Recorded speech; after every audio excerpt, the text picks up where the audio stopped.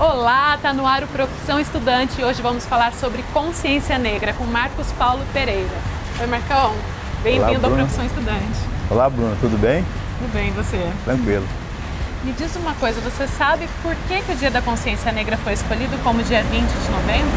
Sim, Bruno, dia 20 de novembro, ele foi escolhido pela comunidade negra por conta da morte de Zumbi. Zumbi dos Palmares, ele morreu em 1695, no dia 20 de novembro. Então, na década de 70, o movimento negro gaúcho, fazendo uma discussão nesse sentido, propôs para o movimento negro nacional, em reunião nacional, por que não fazer essa apologia a Zumbi dos Palmares? E a partir de então, aceita essa proposta e até de lá para cá nós convivemos com essa realidade. Legal, um símbolo da liberdade, né? Exatamente. Em relação à cultura negra no Brasil, ela existe ainda, até hoje, ainda bem? E onde a gente vê? A cultura popular brasileira, para falar dela, é importante entender que as nossas elites, elas sempre trabalharam com a ideia de importar uma cultura, né? Então a cultura popular brasileira, ela é relegada a um plano menor, a um plano pequeno, né? Portanto, é assim, uma coisa interessante de se falar, mas a população de baixa renda, em alguns pontos do país, é lá que concentra o trabalho da cultura popular. É um trabalho atual de resistência, né? Então, a cultura popular é uma realidade, ela está muito mais inserida em nós do que nós podemos imaginar, muito mais, mas existe uma resistência de uma parte da elite de não aceitar, de não conviver. Ou seja, como se fôssemos turistas da nossa própria história. Pois é, e é bom que tem esses movimentos de resistência, porque a nossa riqueza está toda ali, né? Sem sombra de dúvida. É daí que vem esse trabalho de resistência. É para buscar o resgate de coisas que inclusive já se perdeu no tempo. Algumas questões do ponto de vista cultural, nós até já perdemos no tempo. Mas esses grupos, eles vão fazendo com que buscando essa cultura e trazendo à luz e deixando ela como na condição de resgate mesmo da nossa cultura. E não apenas nessa coisa da amostragem. Por exemplo, até um tempo atrás a escola trabalhava amostragens, mas para nós é importante que isso venha a ser trabalhado no dia a dia, na rede escolar, na grade curricular, para que isso venha fazer parte das nossas vidas. Que seja incorporado, que a gente valorize, Exatamente. Né? É possível a gente contar a história da população negra no Brasil? Tem, claro que é possível. Porque a gente não vê isso na escola, né? Isso não está na escola. E esta é uma das armas que apontam contra nós. A escola é para todos. Nós, de baixa renda, passamos pela escola. Mas como a gente não ouve, não vê, a gente não se identifica. Não se identifica. A gente não se identifica. E muitos de nós trabalham contra. Mas ele trabalha contra por ignorância. E quem cuida disso, o mentor intelectual desta obra, sabe perfeitamente que isso é uma arma poderosa. Porque é do ponto de vista cultural. Aliás, se a gente olhar, vamos dizer, do ponto de vista recente da história, aqui de 45 para cá, quando termina a Segunda Guerra Mundial, o que é que vai colocando a Europa e grande parte da Ásia em pé? Cultura. São esses instrumentos que unem, que dão força para a população, e dão um sentido de nação, de vida em comunidade, enfim, é uma arma poderosa e deveria estar dentro da escola e realmente não está. Como que foi a vida dos negros? Se a gente pensar nas gerações, você vê diferença nas gerações? Eu vejo diferença do ponto de vista, tudo que a gente vê do ponto de vista de mais fácil hoje, discutível hoje, longe do ideal, mas já discutível em sociedade, a gente tem que agradecer ao movimento negro. Ele sempre foi atuante. Por exemplo, Os malês foi, digamos assim, um lote de escravizados que veio para o Brasil e que não falava, e que falava árabe, né? E que não concordavam com a escravidão. Então a luta sempre existiu, né? A história registra alguns episódios de resistência da comunidade negra. Ela sempre resistiu. A cultura é um aspecto muito forte que faz com que esse povo resista. Nós moramos num estado que ele é especialista em não permitir a cultura popular, sabedor da força que a cultura popular tem. Sabedor, ele faz isso propositadamente, mas em alguns pontos, em alguns nichos, nós temos aí uma força muito grande em que a cultura ela vem como sendo um elemento de base, de resistência, que tem feito com que o movimento negro consiga a compreender, a entender toda essa dinâmica. E tudo que acontece no sentido das discussões, a saúde do negro é diferenciada, né? Diferenciada por uma série de razões, né? Doenças que mais assolam essas pessoas, né? O mioma, o câncer de próstata, a anemia falciforme, pressão arterial. Então, todas essas discussões, elas passam pelo movimento negro. São análises do movimento negro, né? Que vão dar sentido e fazer com que discutir para que isso se transforme em políticas públicas de integração, porque ela ainda é teórica. Exatamente, ainda é teórica.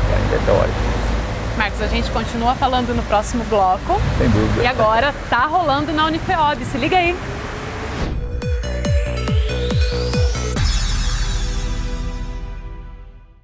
Hoje, o escritório dos alunos de Engenharia Agronômica é aqui, no campo. Numa parceria entre a Unifeob e o Grupo de Estudos em Sistemas de Produção, o GESP, cerca de 400 alunos estiveram aqui, em Vargem Grande do Sul, para o Dia de Campo Nutri Batata.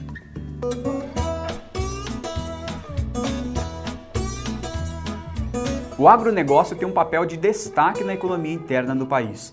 Portanto, aproximar a Universidade do Campo torna-se um diferencial para esses estudantes. E não é nem só a experiência, você tá vindo, colocar o campo dentro da sala de aula, e sim esse network que você faz com todos que estão aqui, tanto os profissionais, outros alunos. Então é muito importante ter um dia de campo, que você tenha a realidade, sabe o que está acontecendo lá fora. E para colocar a mão na massa, ou melhor, na terra, o curso criou o GESP, o Grupo de Estudos em Sistemas de Produção. Um grupo composto por 20 alunos atualmente, e a intenção do GESP é desenvolver eventos técnicos científicos, como que é o caso desse dia de campo aqui, e também pesquisas agronômicas, focadas em sistemas de produção, fertilidade, proteção de cultivos e outras áreas. E o trabalho de um gespiano exige muita responsabilidade. O Gustavo, do 6º módulo, conta quais são as atividades desenvolvidas dentro e fora da universidade.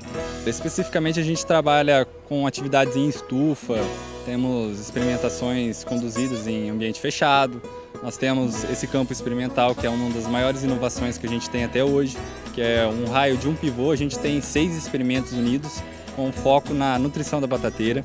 Isso é um grande avanço, digamos assim, pela região. Reduzir o uso de fertilizantes e preocupar-se com o impacto ambiental gerado na natureza. Essa é a grande mensagem deixada no evento. O Tá Rolando fica por aqui e até a próxima!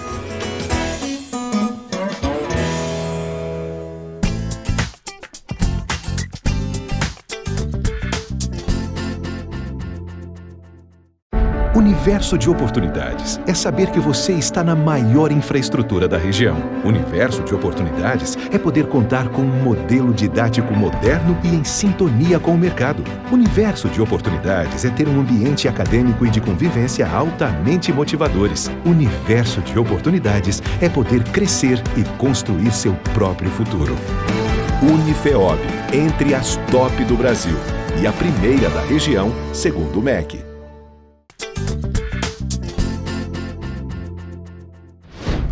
Estamos de volta agora com o Mundo Agro, que traz uma dica bem legal do Otávio Faria. Olha lá!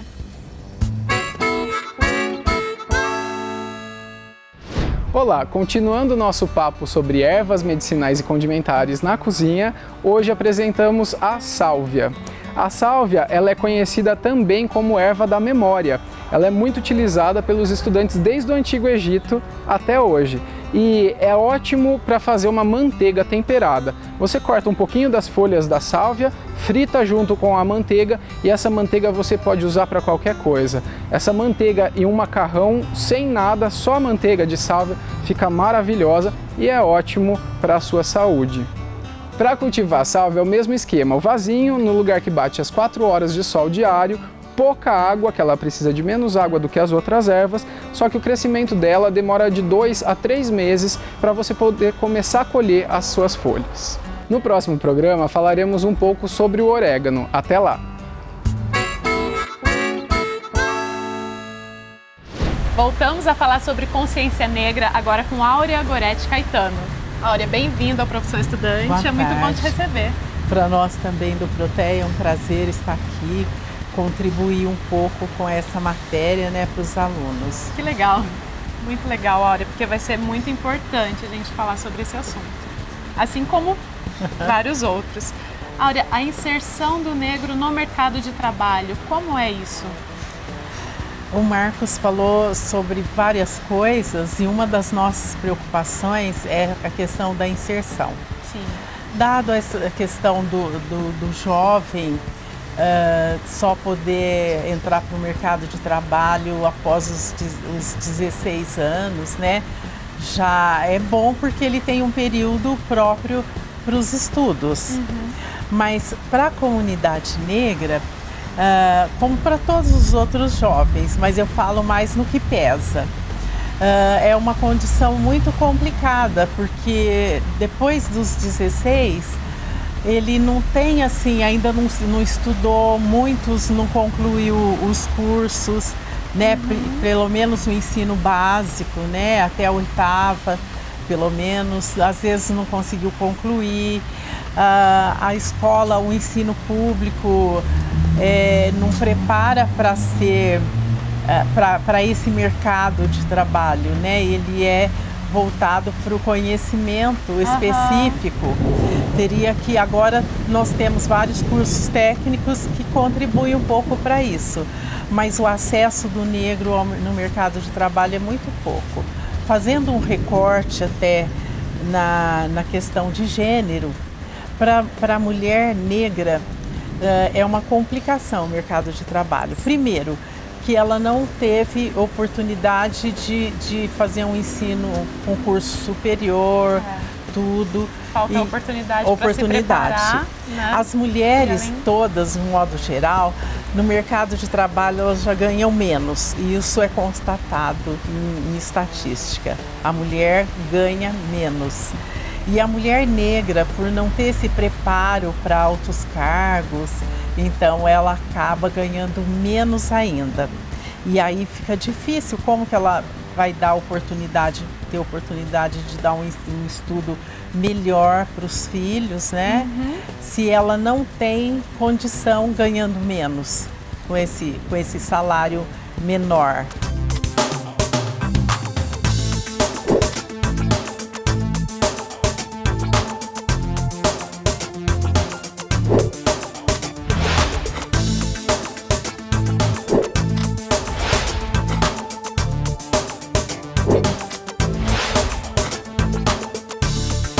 Áurea, e com relação às cotas, qual é a importância das cotas para os negros, principalmente nas universidades?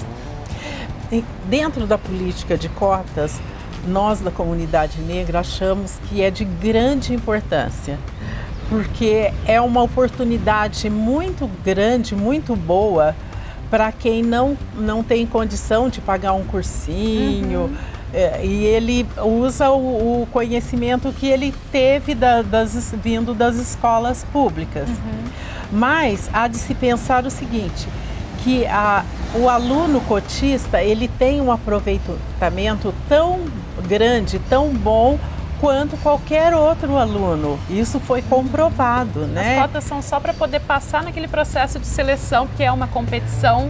Para ter a oportunidade. O Marcos ela é desigual essa competição, né? Então, o Marcos conta igualar. de competição, como ele é um esportista, um professor de educação física, ele compara assim, ó. Eu achei muito legal, que é fácil de entender.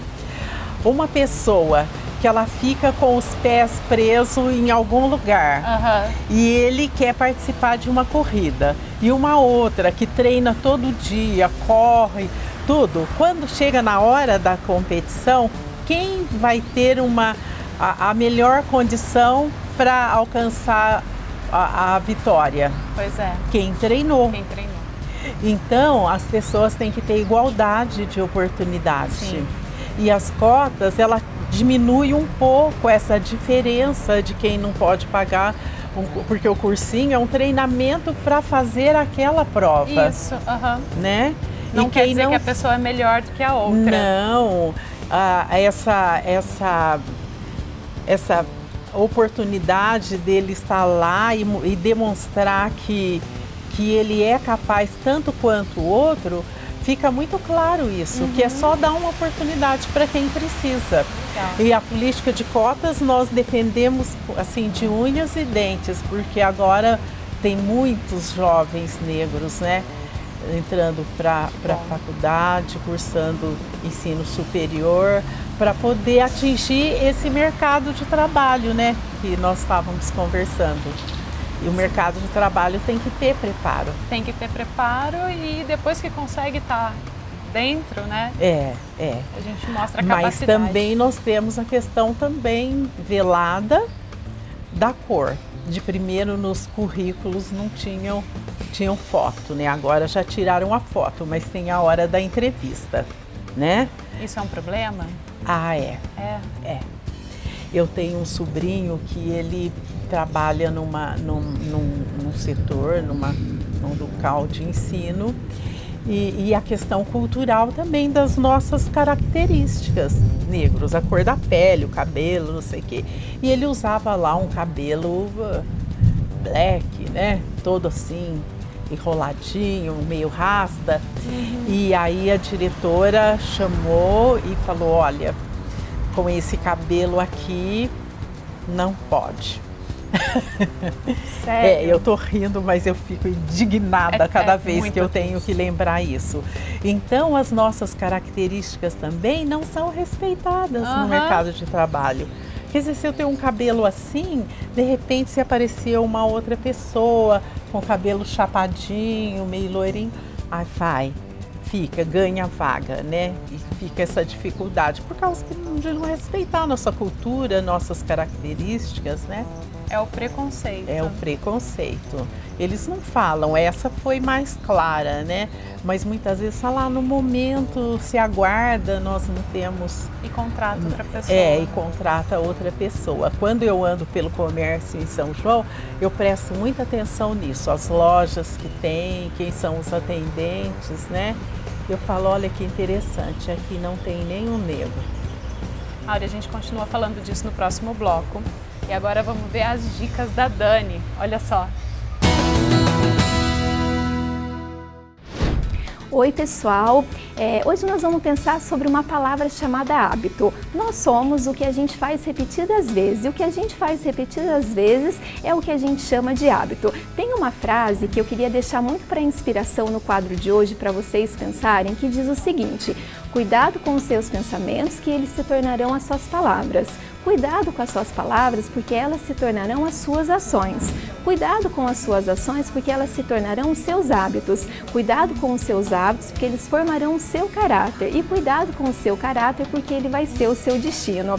Então, hoje, a grande reflexão e o grande convite que eu trago para vocês é para a gente pensar quais são os hábitos que a gente deseja modificar ou eliminar da vida da gente. Então, por exemplo, se você tem um hábito de acordar todos os dias muito tarde, e esse é um costume que você quer mudar na sua vida, programe um horário mais cedo e acorde nesse horário por 21 dias seguidos. A psicologia positiva diz que se a gente quer trazer um novo hábito para a nossa vida, que a gente tem que trazer uma nova ação e trabalhar essa ação por 21 dias seguidos. Então esse é o desafio que eu proponho para vocês, e se tudo o que a gente falou começa com uma palavra chamada hábito. Se nós somos os nossos hábitos, quais são os hábitos que você quer modificar na sua vida? Quais são os hábitos que você quer eliminar? E quais são os hábitos que você quer transformar para que você tenha cada vez resultados extraordinários, melhores e maiores? Obrigada, pessoal. Sucesso mais uma vez!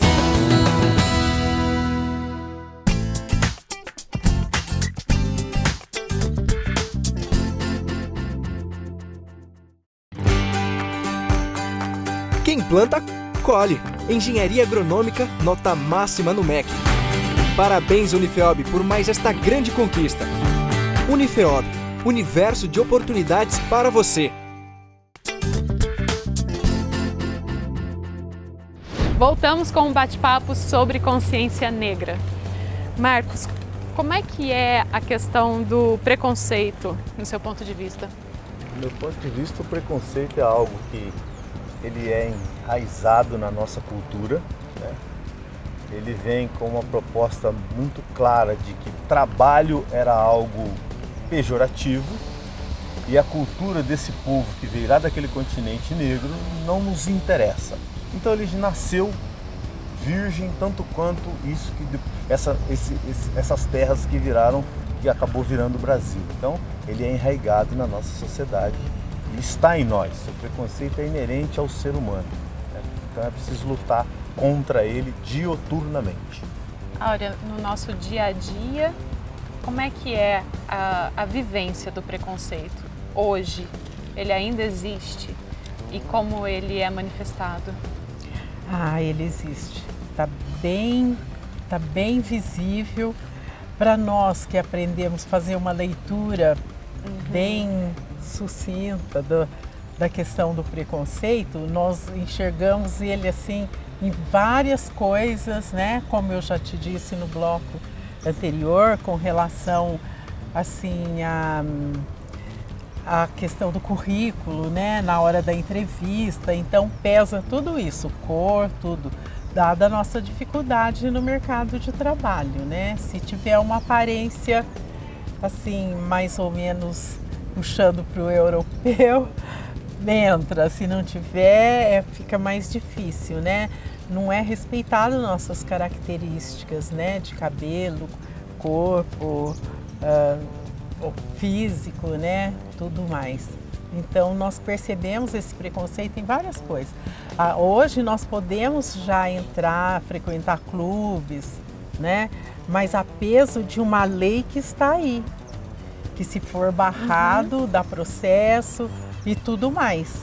Mas mesmo esse processo, com a questão porque é considerado como injúria, não como preconceito. Tá. Então acaba ficando difícil para provar que a gente foi barrado por conta da cor mesmo, de não ser aceito ali naquele lugar, não acessar aquele espaço por motivo da cor.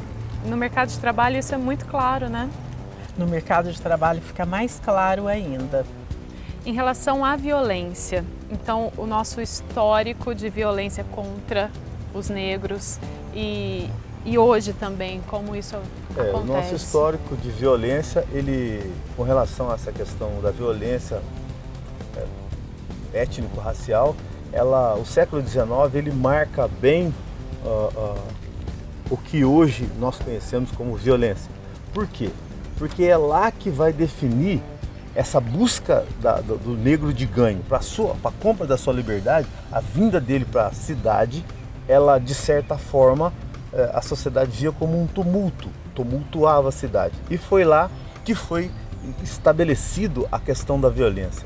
E hoje a violência, nós negros, nós temos na faixa etária de 14 a 24 anos, nós somos quase 70%, nós temos 70% a mais de chance de morrer nesta faixa etária do que o branco.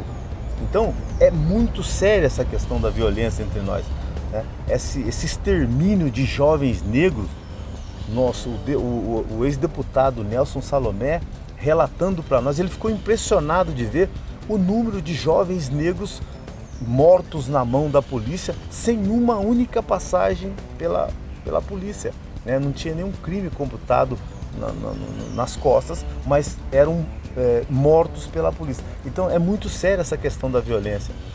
E a violência, ela tem um viés muito interessante da falta de oportunidade, da falta de política, da falta de posicionamento do Estado, de não oferecer ao mínimo possível a discussão de quem é essa comunidade, de onde ele veio, qual é a sua contribuição no seu país. Ou seja, é uma violência que vai a cada período complicando mais. Nós precisamos de políticas públicas nesse sentido aí. E como a gente pode reagir quanto a isso? Sim, é uma coisa muito interessante do ponto de vista da reação. Por exemplo, quando a gente fala do Estado, o Estado pode propiciar a cultura em lugares periféricos, em ambientes em que tem uma resistência maior, porque se você, falando especificamente de cultura, se você levá-los ao centro da cidade para assistir uma ópera, vai ser uma coisa terrível para essa pessoa. Então leve algo mais familiarizado, leve aula de música, leve a cultura para perto dessas pessoas, num nível que ele consiga entender, absorver. E é a partir daí que essa comunidade vai entender, vai se fazer entender, vai haver interação. Esse distanciamento que a gente tem na sociedade, né, esse distanciamento onde a gente vê o núcleo habitacional sendo construído em um determinado lugar da cidade, digo, longe da cidade, longe de tudo, e você tem versus um núcleo residencial fechado, né? Isso é violência, isso é violência.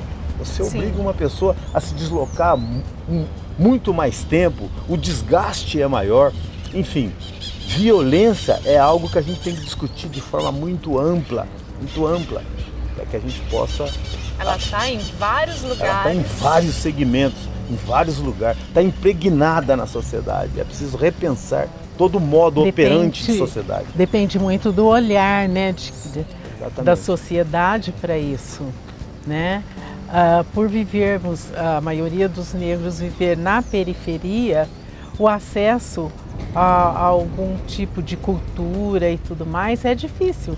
Uma mãe, às vezes, ela quer levar o filho para ver alguma... Qual mãe não quer levar para ver uma peça infantil? Sim. O filho? Ele vê lá na TV, ele quer ver também no teatro, em outros lugares. Mas como ela vai se deslocar de um bairro distante, às vezes com 3, 4 filhos, para chegar lá, né? Sim. A condição, às vezes, é muito pequena. E os filhos veem as coisas, querem. Então, isso... influencia muito, ela prefere ficar lá no cantinho, né? E com isso o acesso fica restrito a uma meia dúzia de privilegiados, né? E além disso, a comunidade negra tem uma arte maravilhosa para manifestar. E isso também precisa ser muito valorizado. A comunidade negra, a cultura é rica. Ela traz no seu conteúdo se tirarmos a cultura negra de dentro da cultura brasileira, eu diria que sobra quase nada, sobra quase nada. Isso sem contar os modos operantes. Por exemplo, por que nós temos o hábito de ir à feira e pechinchar? O que é isso? Será que na Suíça, na Austrália, em outras regiões do mundo se faz como a gente faz? Então tem alguns aspectos operacionais, de modo de vida, que a gente ainda está por ser analisado ainda. Que legal, muito no cotidiano, no cotidiano nosso, cotidiano. Marcos, Áurea, muito obrigada pelo bate-papo e é muito bom esclarecer e a gente ainda tem muito o que fazer em relação a isso e várias outras coisas, né? Com certeza. Bruno, a gente agradece e vê como sendo oportuno, para nós é uma oportunidade de estar veiculando e divulgando esse trabalho, essas discussões que são tão fundamentais dentro da nossa sociedade, né, importantíssima. Somos nós que compomos a sociedade. Então é importante que ela seja vista como um todo. O movimento negro, ele discute oportunidades, avançar para dentro das oportunidades. É isso que a gente espera, a educação, o trabalho, enfim, oportunidades. Legal. Agora, essa semana tem a conscientização negra, isso. Como é que é? É a Semana de Consciência Negra, que vai de 16 a 25 de novembro é a Semana de Consciência Negra. Muito legal. E toda essa programação a gente vê agora no De Boa. Para este sábado, o Protea promove uma mesa de debate sobre o papel do negro na sociedade, às 6 da tarde na Associação Amigos do Clube Luiz Gama, em São João. A programação segue às 7 da noite com samba de roda na estação ferroviária de Águas da Prata. Na segunda-feira, dia 20, o Agita Protea traz um verdadeiro festival de música e dança da cultura afro, no galpão da Feira Livre, no bairro São Benedito. Começa às 2 da tarde e vai até às 10 da noite. No dia 24, às 7h30 da noite, é celebrada a Missa Afro na Igreja de São Benedito. E no dia 25, às 8h30 da manhã, um jogo de futebol amistoso encerra a programação na área de lazer Clarice Borato, no bairro Santo Antônio.